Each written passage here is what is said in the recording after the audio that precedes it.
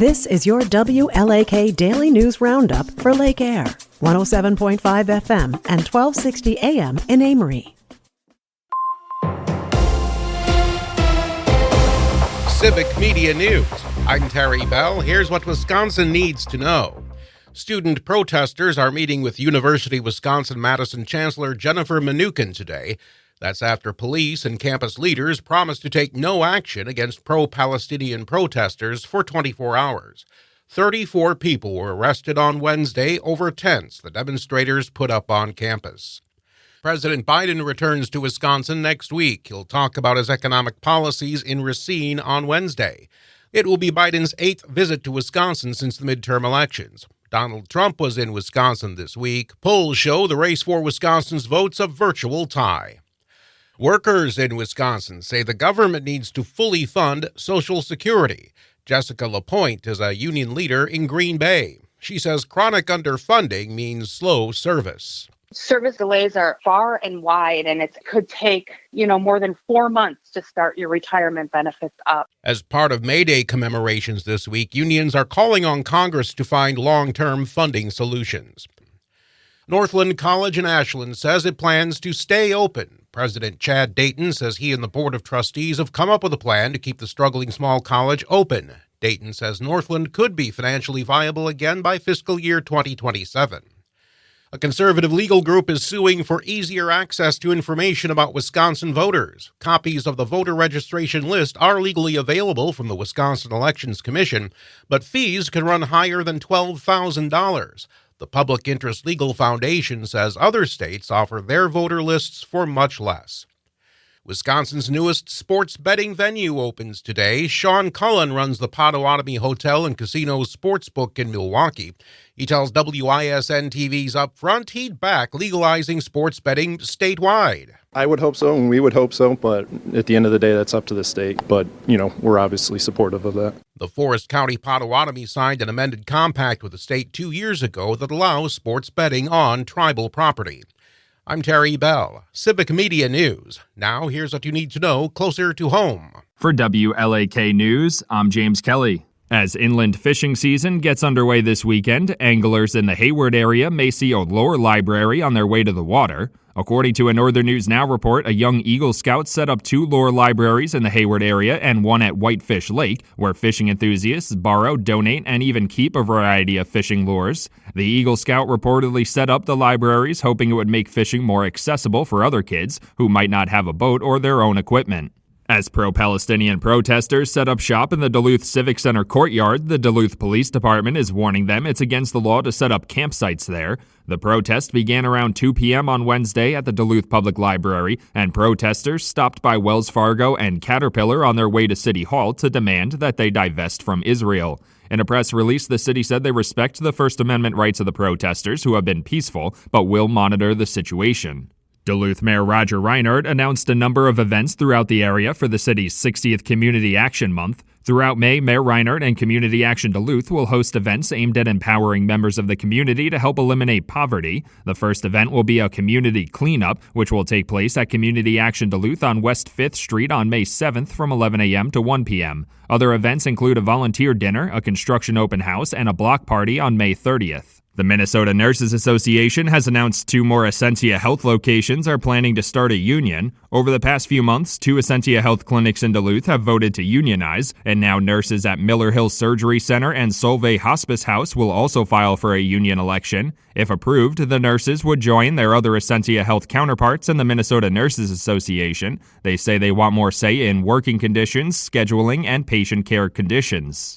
A group of pro-Palestine protesters set up a camp outside of Duluth City Hall on Wednesday. According to a Northern News Now report, the protests started around 2 p.m. outside the Duluth Public Library and stopped by a number of businesses like Wells Fargo to call on them to divest from Israel. A statement from the group said they, quote, refuse to accept our government's complicity in the genocide and occupation of Palestine. Duluth officials said they respect the group's free speech rights and there was no concern for public safety.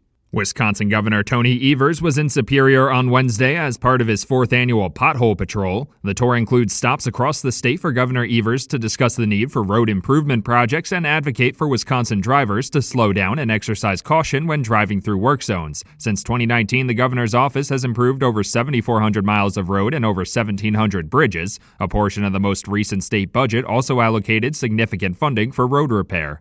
After weeks of question marks for students, faculty, and area residents, Northland College has announced it will remain open under a new model. In March, the school announced that it needed to raise $12 million by early April to remain open, which it failed to do. Nonetheless, officials and faculty continued to fundraise and restructured the curriculum to solve their budget issues. Under its new model, the school will offer 8 high-demand majors and continue to pursue potential new revenue sources. The Family Freedom Center in Duluth will receive $500,000 in grant funding over the next 5 years. According to a Northern News Now report, the center plans to ask for guidance from the community on where to best spend the money from the Community Opportunity Fund grant, but some early ideas include using the money for renovations at the site or even moving to a new space entirely. The Hillside Neighborhood Center currently serves about 300 area children and over 500 families. And that's what you need to know. For WLAK News, I'm James Kelly. The Bucs season comes to an end. Hi, I'm Mike Clemens with sports. The Bucs losing to the Pacers 120-98 despite injuries to his knee and Achilles. Damian Lillard scored 28 points in 35 minutes of play. Head coach Doc Rivers. It was tough because you want him on the floor, but you also knew that it may take a minute, and in a playoff game 6, you probably don't have that minute. And I just love the fact that he knew he wasn't 100%. There's a lot of players that wouldn't have played, so just more respect for Dame coming from me. But the fact that he just wanted to be out there with his guys is pretty cool. The Bucs finished the regular season with a record of 49-33, 2-4 in the postseason. Damian Lillard. You play an entire 82-game season. You go through training camp. You go through all the ups and downs of a NBA regular season, and you get to the point where, all right, now we're going to play for everything, and you're not whole. You know, you don't have the best opportunity to reach where you want to reach. So it's frustrating, it's disappointing, but it's part of the game. Chris Middleton playing on sprained ankles on not making it out of the first round of the playoffs again. It just sucks. Give it your all and don't win. It sucks. Simple as that. I mean, losing sucks. End of your season sucks. It's part of it. You move on. But yeah, that's all. Pat Beverly, traded to Milwaukee in February, is not sure where he'll be next season. I'm excited to see what new home I'm at. If I'm here, if I'm wherever. Obviously, we don't know what the future may hold. But losing first round, I'm not the excuse type of guy. So I felt like we really should have won the series, but we came up short. Baseball, the Brewers in Chicago against the Cubs, and manager Craig Counsell this weekend. NFL, the Packers' 2-day rookie minicamp is underway. 11 new draft picks and around another 20 undrafted players at practice in Green Bay. With sports, I'm Mike Clemens. On your entertainment beat, I'm Pete Schwaba.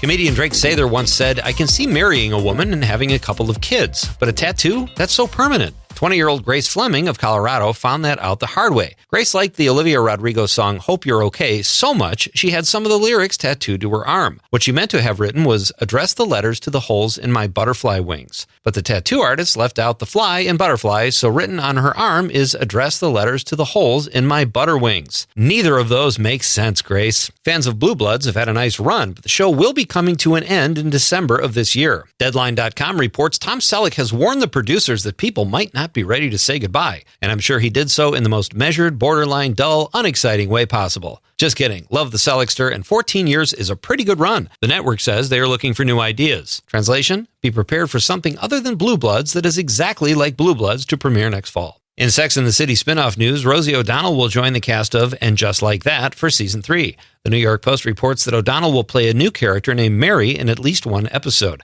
Actors Karen Pittman and Sarah Ramirez were written off the show following Season 2. New episodes for Season 3 will be available to stream in 2025. The New York Post reports that people are calling out an offensive joke in The Fall Guy.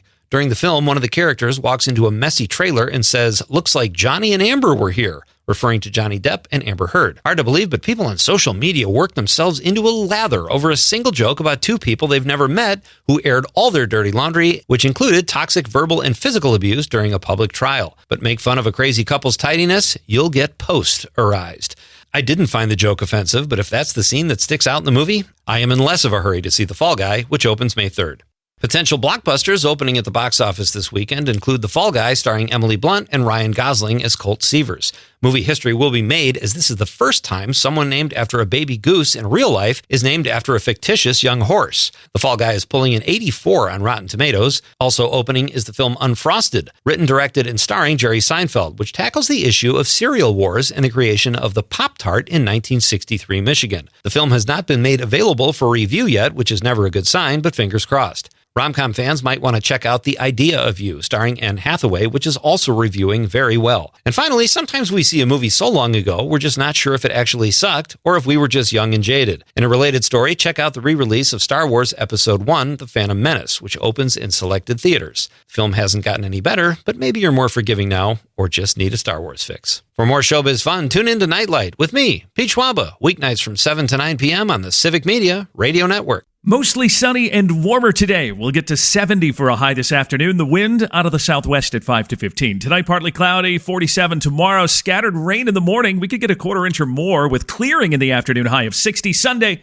sunny, warmer, 67. I'm meteorologist Sean Cable. Outside now, it's 50.